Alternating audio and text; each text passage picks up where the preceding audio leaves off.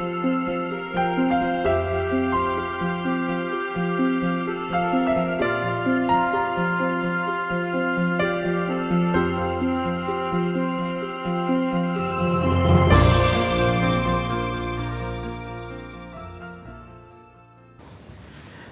सभी का स्वागत है, अभिनंदन है।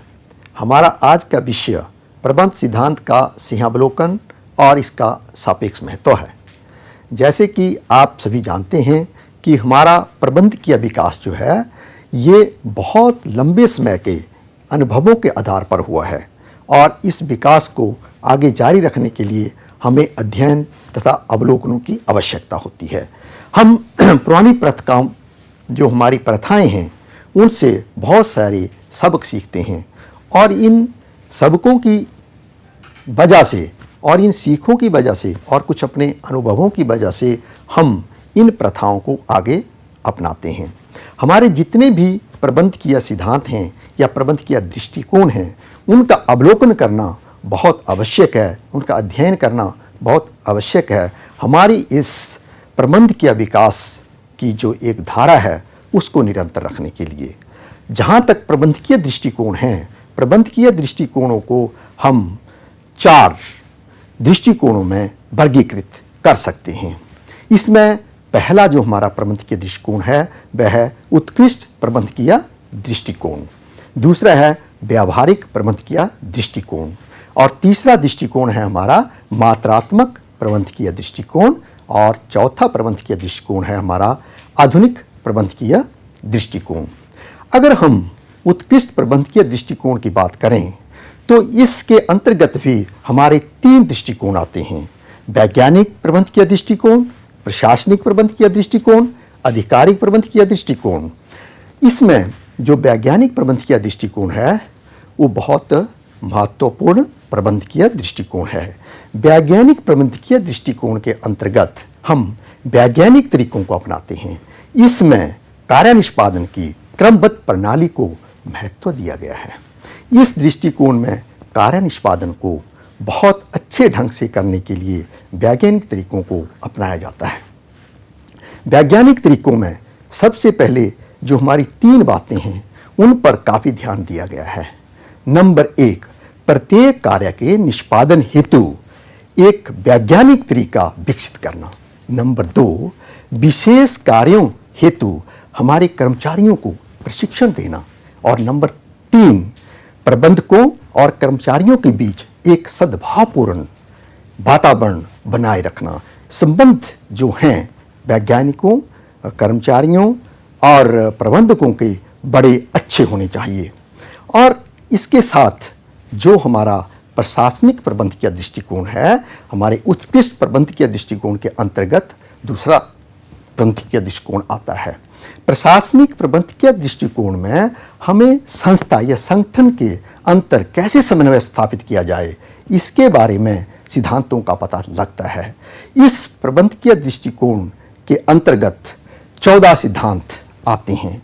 फेल ने इनका विवरण किया है। प्रशासनिक प्रबंधकीय दृष्टिकोण का पहला सिद्धांत है कार्य विभाजन। कार्य विभाजन से कर्मचारियों में विशेषज्ञता आती है। जब कुछ कर्मचारी एक ही कार्य को बार बार करते हैं तो उससे उन कर्मचारियों में विशेषज्ञता आती है और जिससे दक्षता, कार्यकुशलता और कार्यक्षमता जो है वो बढ़ती है। कार्य विभाजन के पश्चात हमारा दूसरा कंपोनेंट आता है इसका प्राधिकार और उत्तरदायित्व। प्रबंधक को प्राधिकार दिया जाता है लेकिन प्राधिकार की अनुपालना करवाना प्रबंधक का उद्देश्य है, उत्तरदायित्व है। प्राधिकार से प्रबंधक को एक आदेश देने का अधिकार मिलता है लेकिन उस आदेश की अनुपालना करवाना उसका उत्तरदायित्व है, उसकी जिम्मेदारी है। प्राधिकार 2 किस्म का हो सकता है। एक प्राधिकार जो हमें पद से मिलता है और दूसरा जो व्यक्तिगत होता है। व्यक्तिगत प्राधिकार हमारी सूझबूझ, हमारी जानकारी, हमारे विवेक और हमारी व्यक्तिगत क्षमता के वजह से हमारे पास होता है। तीसरा हमारा जो इसमें कंपोनेंट है वो है अनुशासन। अनुशासन बहुत ही जरूरी है किसी भी संगठन को चलाने के लिए। अनुशासन में प्राधिकार की आज्ञाकारिता, नियम पालन, वरिष्ठ अधिकारियों के प्रति सम्मान और अपने कार्य के प्रति समर्पण आता है। अपना कार्य हम अगर अनुशासनात्मक ढंग से करते हैं तो हम अपने वांछित लक्ष्यों को पूरा कर सकते हैं। आत्म अनुशासन से आत्म निर्भरता आती है, आत्मविश्वास आता है। आत्मनिर्भरता से आत्मसम्मान की भावना उत्पन्न होती है। आत्मसम्मान से हमें एक दृढ़ निश्चय आता है, कार्य करने का दृढ़ निश्चय आता है, जिसे कि हमें एक स्वयं की भावना उत्पन्न होती है और जिसके साथ हम स्वयं से काम करके जो है एक समर्पण की भावना से काम करते हैं। जब हम समर्पण की भावना से और एक लगन के साथ काम करते हैं तो हमारे में एक भक्ति की भावना से काम करने की प्रवृत्ति जागृत होती है। जब भक्ति से काम करने की प्रवृत्ति हमारे में जागती है तो उससे जो है कई गुण पैदा होते हैं, जिस तरह से जिम्मेदारी, जवाबदेही, इंसानियत, ईमानदारी और इंसानियत, ये सभी गुण किसी भी संगठन, किसी भी संस्था के वांछित उद्देश्यों को प्राप्त करने के लिए बहुत ही सहायक होते हैं। इसलिए अनुशासन एक ऐसा सिद्धांत है, एक ऐसा कंपोनेंट है जिस पर कि हमारे संगठनों को, हमारे प्रबंधकों को अधिक से अधिक ध्यान देने की जरूरत होती है। हमारा अगला जो सिद्धांत है इसके अंतर्गत वह है आदेश की एकलता। सभी कर्मचारियों को एक वरिष्ठ अधिकारी के द्वारा ही आदेश या अनुदेश दिए जाने चाहिए, क्योंकि अगर आदेश या अनुदेश अत्यधिक अधिकारियों द्वारा दिए जाएं तो इससे क्या होता है, इससे जो कर्मचारी हैं उन पर उनको एक विश्वास नहीं रहता है, उन्हें कॉन्फिडेंस नहीं आता है, जिससे कि हमारी कार्य प्रणाली जो है वो प्रभावित होती है। उसमें नकारात्मक सोच जो है हमारे कर्मचारियों में आती है। इसके बाद हमारा अगला जो सिद्धांत है वह है निर्देश की एकलता। निर्देश या निदेश जो हमारे कर्मचारियों को दिए जाते हैं वो एक पर्यवेक्षक अधिकारी, वरिष्ठ पर्यवेक्षक अधिकारी जो पर्यवेक्षण भी करता हो उसके द्वारा दिए जाने चाहिए, जिसको कि व्यावहारिक रूप से इसका काफ़ी ज्ञान रहता है कि कार्य किस तरह से किया जाना है और कर्मचारी किस तरह से कार्य कर रहे हैं। तो उसमें बीच में अगर कहीं कार्य वांछित रूप से नहीं हो रहा है तो उसको वांछित रूप से करवाने के लिए भी वरिष्ठ अधिकारी उन्हें निर्देश दे सकता है। इसके बाद हमारा जो अगला सिद्धांत है वह आता है सामान्य हितों को व्यक्तिगत हितों की अपेक्षा प्राथमिकता। हमारी जो संस्था है, जो संगठन है, उसके हित सर्वोपरि होने चाहिए। किसी भी तरीके में कभी भी व्यक्तिगत हितों को जो हमारी संस्था है उनके हितों की अपेक्षा प्राथमिकता नहीं दी जानी चाहिए। इसका अगला जो हमारा सिद्धांत है वो है हमारा पारिश्रमिक। पहले समय में ये देखा जा गया है कि जो हमारे कर्मचारी थे उनके साथ वांछित व्यवहार नहीं होता था, लेकिन आज वह स्थिति नहीं है। लेकिन जो पारिश्रमिक है, पारिश्रमिक जो है हमारे कर्मचारियों के कामकाज, उनकी जीवन यापन व्यय, उनका जो जीवन यापन व्यय है, उनका व्यय जो अपने जीवन को चलाने के लिए होता है और उनकी कार्यक्षमता, कार्य उत्पादकता, उनकी उत्पादन क्षमता और खास करके जो हमारी संस्था है उसकी पेमेंट क्षमता, इन सभी को देखते हुए उचित होना चाहिए। क्योंकि अगर पारिश्रमिक बहुत कम होगा, हमारे कर्मचारी जो हैं वो सक्षम नहीं होंगे अपना जीवन चलाने के, एक अच्छी तरह से स्वस्थ नहीं होंगे, उत्साहित नहीं होंगे, प्रेरित नहीं होंगे, तो हमारा कार्य जो है वो ठीक ढंग से नहीं चलेगा और संस्था का जो उत्पादन है, संगठन का जो उत्पादन है वो भी जितना चाहिए उद्देश्यों के मुताबिक, वांछित उद्देश्यों के मुताबिक नहीं हो सकता। हमारा अगला जो इसका सिद्धांत है वह है केंद्रीकरण। केंद्रीकरण या विकेंद्रीकरण की नीति जो है वो हमें संस्था के जितने भी हमारे कार्य हैं या जो संस्था की स्थिति है उसके अनुसार करनी चाहिए। केंद्रीकरण एक अच्छी बात है, लेकिन जब हम कभी शक्तियों का विकेंद्रीकरण कर देते हैं तो हमें अच्छे परिणाम मिलते हैं। तो ये प्रबंधन को सुनिश्चित करना होता है कि क्या केंद्रीकरण या विकेंद्रीकरण करके अच्छे परिणाम हासिल किए जा सकते हैं। तो कई स्थितियों में केंद्रीकरण जो है वो अच्छा रहता है और कई स्थितियों में विकेंद्रीकरण से अच्छे परिणाम मिलते हैं। तो इसका निर्णय प्रबंधक कर सकता है कि किन स्थितियों में हम केंद्रीकरण करें और किन स्थितियों में जो है विकेंद्रीकरण करें। अगला हमारा जो सिद्धांत है वो है सोपान तंत्र। सोपान तंत्र संगठन में एक पद कि कौन सा पद कहाँ पर स्थित है, ऊपर से नीचे तक के जितने पद हैं उनका एक तंत्र है, उनका एक सोपान है।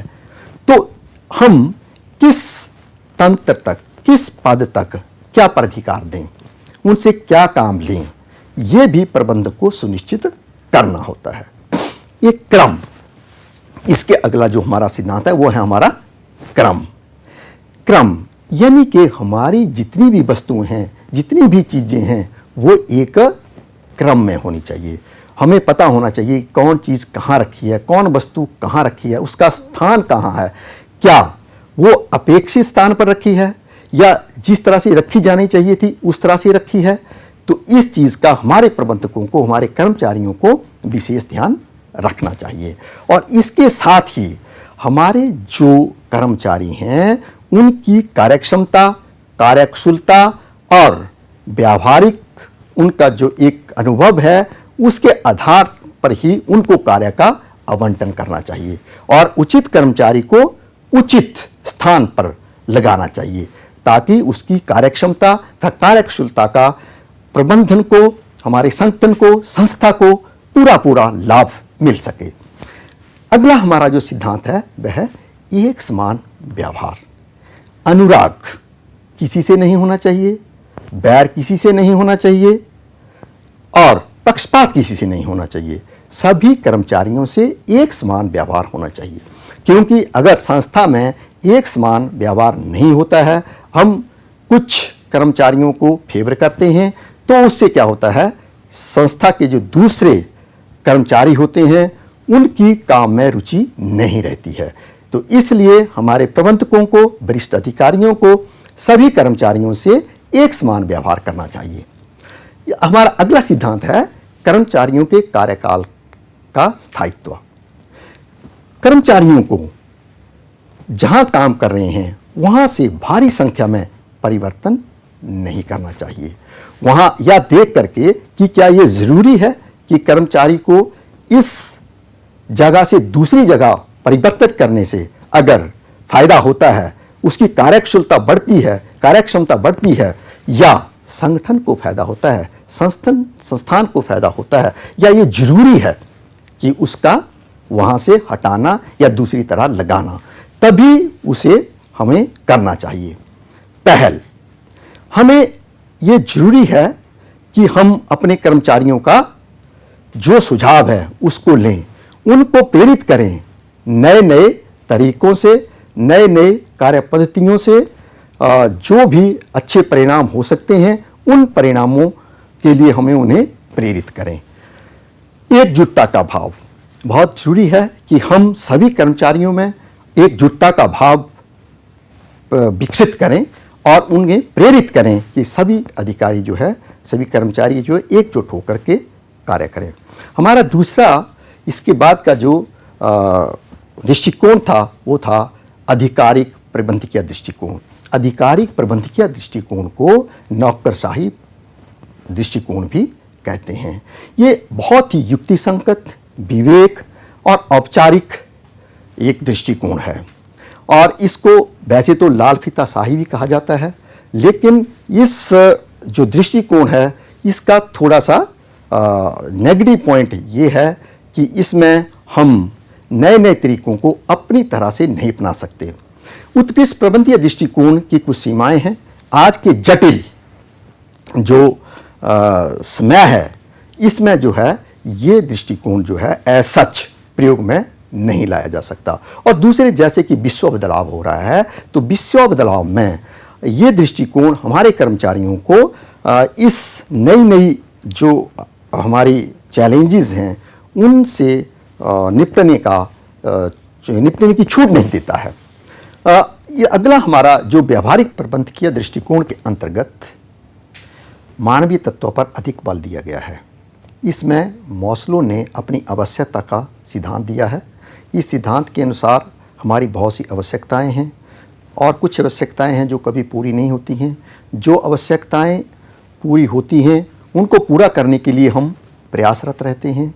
एक आवश्यकता को पूरा होने पर हम दूसरी आवश्यकता को पूरा करते हैं और जो आवश्यकता पूरी हो जाती है उससे हम प्रेरित नहीं होते हैं। दूसरी जो है इसमें ग्रेगर का सिद्धांत एक्स था, सिद्धांत वाई है। सिद्धांत एक्स जो है वो अति नकारात्मक सिद्धांत है और सिद्धांत वाई जो है वो अति सकारात्मक सिद्धांत है। सिद्धांत एक्स के अनुसार जो है कर्मचारियों को कहा गया है कि वो उनका लक्ष्य नहीं होता, वो निष्क्रिय होते हैं। वाई के मुताबिक कहा गया कि वो सक्रिय होते हैं, उनका लक्ष्य होता है, उनको ज़्यादा आदेशों की आवश्यकता नहीं होती है। हमारा अगला सिद्धांत है, एक अगला दृष्टिकोण जो है वह है मात्रात्मक प्रबंधकीय दृष्टिकोण। मात्रात्मक प्रबंधकीय दृष्टिकोण को 3 भागों में बांटा गया है: प्रबंध विज्ञान, कामकाज प्रबंध तथा प्रबंध सूचना तंत्र। प्रबंध विज्ञान में स्टैटिस्टिकल और गणितीय तरीकों का उपयोग किया गया है। कामकाज प्रबंध में कामकाज को देखा गया है। प्रबंध सूचना तंत्र में प्रबंध में सूचना का जो है उसका उपयोग बताया गया है।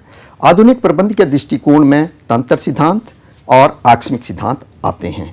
इन सभी सिद्धांतों को अगर देखा जाए तो ये बहुत जरूरी है कि हमारे जो आधुनिक सिद्धांत है उसमें जो आकस्मिक सिद्धांत है वो किस स्थिति में, किस परिस्थिति में और किस समय में किस तकनीकी का उपयोग करके हम अच्छे परिणाम ले सकते हैं, वो बहुत ज़रूरी है। आज के विश्वव्यापी संगठन में ये ज़रूरी हो गया कि हम एक गत्यात्मक प्रबंधकीय दृष्टिकोण को भी अपनाएं, क्योंकि जिस तरह हम देख रहे हैं हमारा बदलता संगठनात्मक परिवेश है, आचार और सामाजिक उत्तरदायित्व है, वैश्वीकरण और प्रबंधन है, संगठन को नई दिशा प्रदान करना है, संस्कृति और बहुसंस्कृतिवाद है और गुणवत्ता जो है बहुत ही महत्वपूर्ण हो गई है। तो इसके लिए जो है हमें बहुत ज़रूरी हो गया है कि हम जो है प्रबंधन के जो इस विकास हैं इसको जारी रखें और बदलते हुए परिवेश के साथ जो हम चलें। ये तभी संभव हो सकता है कि हमें जितने भी आज तक के प्रबंधकीय दृष्टिकोण हैं उनका पूरा ज्ञान हो, उनका हम अध्ययन करें और अगली चुनौतियों के अनुसार हम अपने को ढालें। धन्यवाद। अगर आपको इससे अधिक कुछ जानकारी प्राप्त करनी है तो आप मैनेज की वेबसाइट पर जाकर ये देख सकते हैं और साथ में जो मैनेज ने लिटरेचर आपको दिया है आप उसको भी देख सकते हैं और जहाँ कहीं आपको कोई कन्फर्मेशन की ज़रूरत हो उसको आप कर सकते हैं।